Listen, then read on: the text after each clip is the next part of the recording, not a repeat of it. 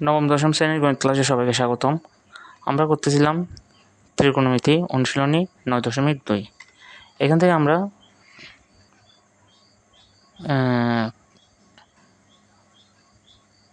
22 পর্যন্ত সমাধান করছি।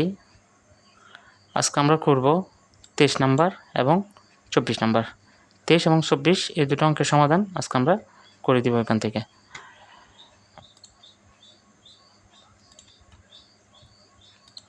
আচ্ছা, 23 নম্বর অঙ্কটা যদি আমরা দেখি, এটা আমাদের প্রশ্ন ছিল tan square theta minus 1 plus root 3 tan theta plus root 3 equal 0 সমাধান করতে বলছে। তাহলে এখানে আমাদের যে কোণটা দেওয়া থাকে, এখানে থিটা দেওয়া আছে, থিটার মানটা আমাদের বের করতে হবে। তো আমরা প্রশ্নটা লিখলাম tan square theta minus 1 plus root 3 tan theta plus root 3 equal 0। এখন দেখো tan থিটা আর এই দুইটা রাশি গুণ অবস্থায় আছে, তাহলে আমরা কি করব, এই দুইটা রাশি আগে গুণ করে ফেলবো। tan square theta minus tan theta আর 1 যদি আমরা গুণ দিই তাহলে হচ্ছে tan থিটা, আর এটা দেখো আগে প্লাসে মাইনাসে মাইনাস, আর tan থিটা রুট 3 যদি আমরা গুণ দিই তাহলে এটা হচ্ছে আমাদের রুট 3 tan থিটা প্লাস এখানে রুট 3টা আমাদের ইনটেক অবস্থায় থাকলো। এখন আমরা কি করব, এখন আমরা কমন নিব, এই দুটা রাশি থেকে কমন নিব এবং এদিকে এই দুটা রাশি থেকে কমন নিব। এই দুটা রাশি থেকে যদি আমরা কমন নিতে চাই তাহলে আমরা কি কমন নিতে পারবো, এখানে আমাদের আছে tan স্কয়ার থিটা মানে দুটা tan থিটা, আর এখানে আছে আমাদের একটা tan থিটা।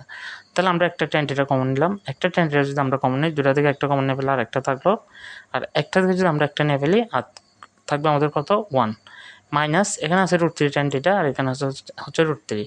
তো দুটো জায়গায় রুট 3 কমন আছে, আমরা রুট 3 কমন নিলাম। তো tan এখান থেকে রুট 3 কমন নিয়ে ফেললে আমাদের থাকবে tan থিটা, আর এখানে প্লাস মাইনাসে মাইনাস, রুট 3 থেকে যদি রুট 3 কমন নিয়ে ফেলি তাহলে আমাদের থাকবে কত 1।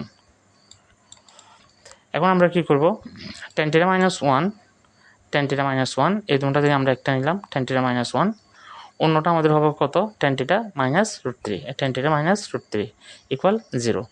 এখন এই tan থিটা মাইনাস 1 এটা ইকুয়াল একবার 0 হবে, আবার tan থিটা মাইনাস রুট 3 এটা ইকুয়াল একবার 0 হবে। এখানে লিখবা হয়।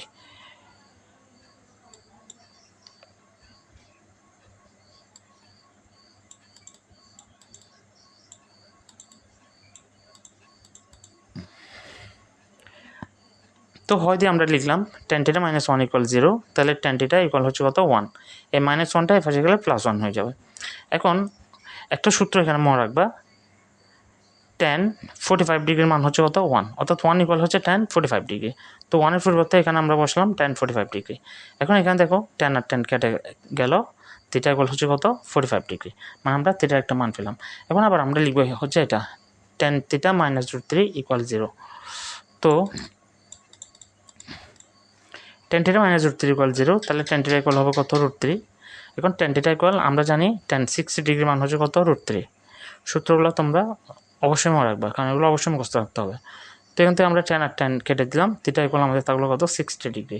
তাহলে এখানে আমাদের দুইটা আনসার আসছে, একটা হচ্ছে থিটা ইকুয়াল 45 ডিগ্রি আর একটা হচ্ছে 60 ডিগ্রি। ওকে, এখন এরপর অঙ্কটা যদি আমরা দেখি 24 নম্বর অঙ্কটা, এটা আমাদের মান নির্ণয় করতে বলছে। খুবই সহজ একটা অঙ্ক, জাস্ট এটা তোমাদের সংক্ষিপ্ত প্রশ্ন এবং ক নম্বর প্রশ্ন আসতে পারে। তাহলে করে ফেলি অঙ্কটা 24।